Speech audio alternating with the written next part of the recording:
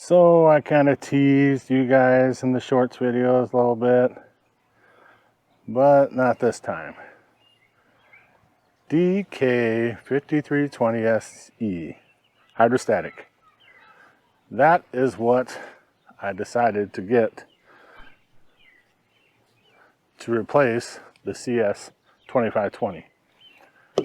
Tim, that's a hell of a jump. Yes, I'm aware. But lift capacity is the thing that the 2520 was lacking the most. And I just did not want to be just a little bit short again. I know the CK loader will lift 1,800 pounds at the pins. You got to remember what at the pins means. So, do you see that? This pin right here? At 1,800, or at full height, a CK can lift 1,800 pounds. The full height on the DK is higher than a CK. And the lift capacity at full height is higher. So down here, lifting a pallet, the DK is going to have even more lift capacity than the CK. And side by side, the DK and the CK are very similar in size. I mean, this is a little bit bigger. Here's a crazy fact for you. The CS2520, which is the tractor that I had always used before in my videos, did a lot of videos on that tractor. I love that tractor. I don't want people to think for a moment that I did not love that tractor. I did. It just didn't have the size, didn't have the lift capacity that I'm looking for now. When I first started, it was perfect. It lifted firewood logs. It lifted some saw logs. It cleaned up brush like you would not believe. It tilled gardens like you would not believe. It was a garden tilling machine, stump grinder machine. That little thing surprised the crap out of me. I want everyone to know I was not unhappy with that tractor for anything except lift capacity. And you can't have a tractor that small and lift as heavy as I wanted to lift. It's just not possible. It just does not have enough weight on it to safely lift. I think that thing lifts more than it should.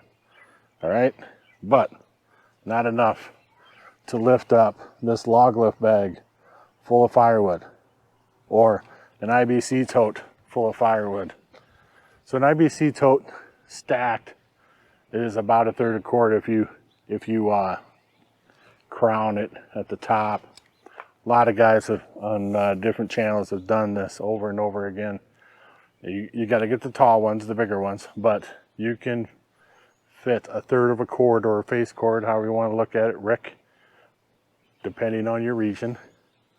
You can fit stacked 1/3 cord.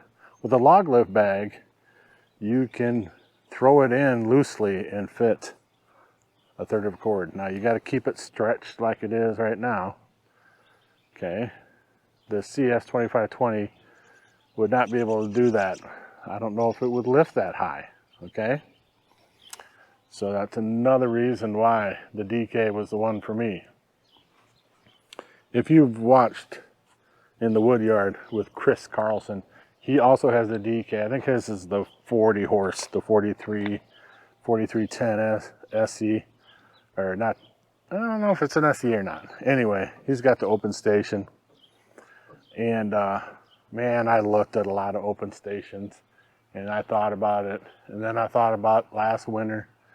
And my first winter with the CS 2520, when I didn't have a cab on it, I thought back to that. And they don't make aftermarket cabs for these that you can just throw on and take off. I thought about it over and over again. Do I want to get a cab version? And ultimately, wintertime won. You know, in the summertime, I could care less, right? I'm on and off this thing so much in the summertime, it doesn't really matter. But in the wintertime, when I'm pushing snow and it's cold out and the wind is blowing and the snow is flying, I'm going to be so glad that I have this cab on here. I cannot lie. Now, how tall is that, Tim? That is over 8 foot tall, right? You put that slow moving vehicle sign on there, it's even taller, right? Well, how is that going to fit in your garage, Tim? Well, it isn't. It's not going to fit my garage, and I don't want it to sit outside either. But I do have a plan to get this under some cover. You know, they make those Shelter Logic things, and I would love to just get one of those, but my city will not allow people to put up something like that. That's what you get for living in town, folks. Don't live in town. Anyway, so a carport. I think I'm gonna Versatube carport. It's gonna be 10 foot wide, 8 foot or 10 foot tall. And it's gonna be a carport. And I opened up the doors on this, and with both doors open, it's 10 foot wide. I won't have both doors open probably, but you know, it's good to know I'll have the room to do that. Have the room to get in and out on this side at least. All right, for all you safety Sallies, I am not underneath this loader, okay? Just so you know. But so initially I looked at a lot of Kubotas. I had my eyes on some Kubotas. There's even a point there where I was going to buy a skid steer. I was going to buy a Kubota skid steer. Mind made up, this is what I'm going to do. Hadn't applied for financing yet, but I had gotten numbers and prices and stuff. But then I thought about it again, and a skid steer and what it does. You know, I've operated them at my normal job, my everyday job, and they tear things up. And I'm on grass most of the time, so I'm not gonna do that. But I had prices on an MX 5400, and I test drove it, and I really like that. I really like that tractor, except its size. It is considerably larger than this DK. It is very long, very wide. It seemed fairly nimble for its size, but it's still a very big tractor. And they had a cab version and they had an open station, so I could have gone either direction. But my biggest issue with Kubota was what they were going to give me for a trade-in with this on the CS. And I'm talking, I had the grapple, third function, the cab, the tiller, the tractor, the loader, the bucket, and everything, you know, except the stump grinder. And Kubota, my Kubota dealer, was only going to give me $10,000 for all of that, and I just couldn't justify trading it off for that amount of money. So, and I understand it's not a Kubota. If it was a Kubota, maybe they'd give me more. I don't know, but so then I went and looked at an LS tractor, and they had a pretty good LS tractor that would lift what I needed it to lift. And what I'm looking for, I'm looking at plus 2,000 pounds at the pins, right? That way I know I have the capacity that I need, right? This one is like 2,400 and change at the pins to full height. So I know dang well I can move these around from place to place, maybe lift it up truck high to dump them, whatever I have to do. But a CK would not do it. I don't think it would. It'll lift it up and move it around. But I've seen other channels. I'm not going to name names because I'm terrible with names, so I'd probably get it wrong. But I've seen other channels, and they have CKs, and they move IBC totes full of firewood, but they are uneasy about it. These channels that have the CK, they're really uneasy lifting that up. They just don't feel super stable. I don't get the feeling that it was quite enough tractor. But back to Kubota. I looked really hard at a Grandel 3560. Limited edition. You could add lights to it and stuff because I need lights at nighttime when I'm pushing snow. So I priced it out that way, and the price is pretty good. Price is pretty comparable to this one, but it's a 35 horse and this is a 50 horse. Now, do I need 50 horses? Well, some people would say no. Tim, what do you got a 50 horse tractor for? But I do have a stump grinder, and I'm really looking forward to seeing what, I think it's 41 horsepower at the PTO, or 39, somewhere around there, right around 40, with the Woodland Mill stump grinder. I'm really interested to see how that's going to go, because I still plan to do some stump grinding. It's more in my wheelhouse than the tilling. The tilling was okay for a little side money and stuff, but I don't garden myself. We have some raised garden for my wife. I don't have a big garden. I don't need a tiller, but a stump grinder I need. I have trees that I'm taking down, and I grind the stumps out. So it's something I use, and if somebody else needs one done, then I can do it for them, and make a little money on the side. But I need the tractor to lift these big bags. That's what I need. And because last winter, you sell firewood for people who heat with it, and they call you, say they want firewood. When do they call and say, I want some firewood? Do they call in September, October, even November? Some do. Yeah, some do. Some are, early thinkers, plan ahead people. But a lot of them, it's already snowing. It's already cold. It's already crappy out.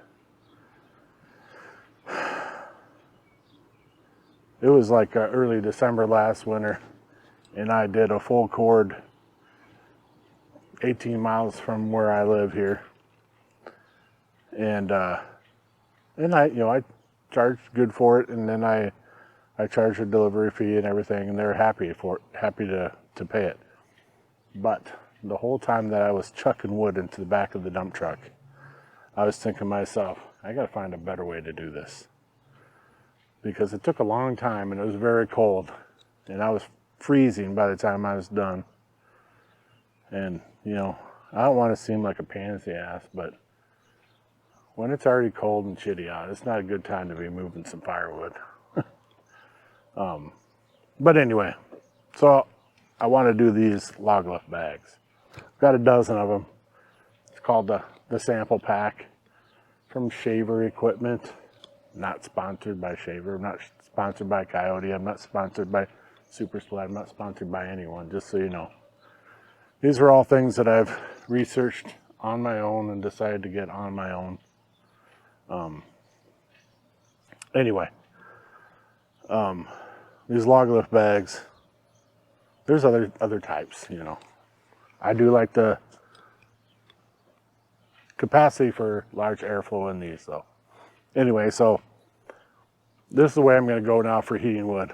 This, what you see right here, this is for my use here at the house. And I plan to have probably 6 of them 4 or 6 of them just for me. Everything that you see here, the rounds and all of my offcuts from milling, that all gets split up here, and it all is gonna heat my house here this winter. And that's all maple, ash, stuff like that. So I know it'll be dry by winter. It's not oak. I have stacks of oak over at the woodlot. It might be ready this winter. It's been sitting there for a year and a half. Oak takes a long time to dry. But anyway. So I looked at that LS tractor. I was not impressed with the hydraulics. The hydraulics were very jerky, not smooth at all, very bouncy. Otherwise seemed like a good tractor, right? So, I mean, I knew right away, and I told the guy right away, it's like, these hydraulics aren't gonna work for me. I go to my dealer. He gives me a decent price for the CS and the attachments that I was wanting to trade in. And then we price out some different tractors, and I was looking for a smaller horsepower DK, but this is what he had, right, of DKs. And I test drove a CK 2620, and seemed like a nice little tractor. But the cab on that is smaller than this one. I felt a little bit cramped in that one. And then I also test drove an RS, which is a size up from this DK. And that cab was very comfortable. Plenty of room, but it's way more tractor than I wanted. It's more of the MX 5400 size. It's a little bit longer and a little bit wider, and it was 60 horse. And, you know, a higher price, right? So this is the one that I ended up with. And this is day one, so I can't tell you if I'm super happy with it yet. But so far, what I've done with it, you know, it came with an empty fuel tank. So I ran up to the gas station. It's just up the street from here with it. And then road gear, it moves along pretty good. I think it's like 18 mile an hour, which is twice as fast as the CS. This has a mid-range, which the CS didn't have. I haven't really gotten a feel for that yet, which range is gonna work best for me, if I'm gonna have to go in low for loader work or not. But the mid-range seems like the sweet spot right now. But on the street, on the road, the high range, it moves along pretty good. It's really nice. And then I also got a 66-inch grapple with this, because I cannot be without a grapple.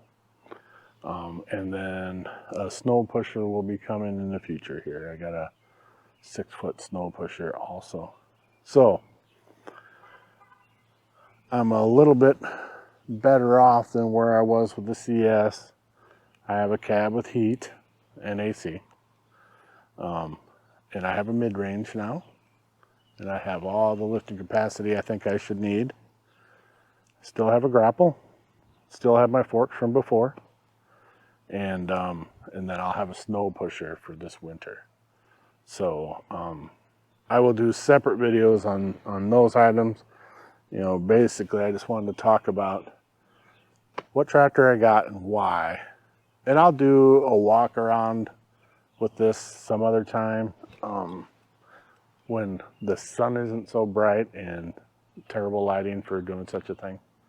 But mostly I just wanted to let everybody know what I went with and why. So hopefully that answers some questions for you guys. It is a big step up from where I was. It is considerably longer, but the turning radius on this is pretty impressive. If you use the brake, it's like 8.5 foot turning radius, which is almost the same as the CS2520.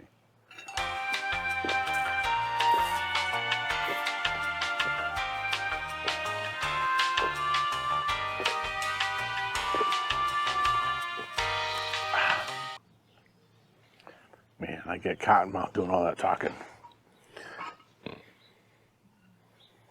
Anyway, so hopefully everybody out there that follows me, thank you very much for you guys that subscribe and watch my videos. Thank you for all the people that just watch my videos and hit the like and all that stuff, or just watch it. I appreciate all of you.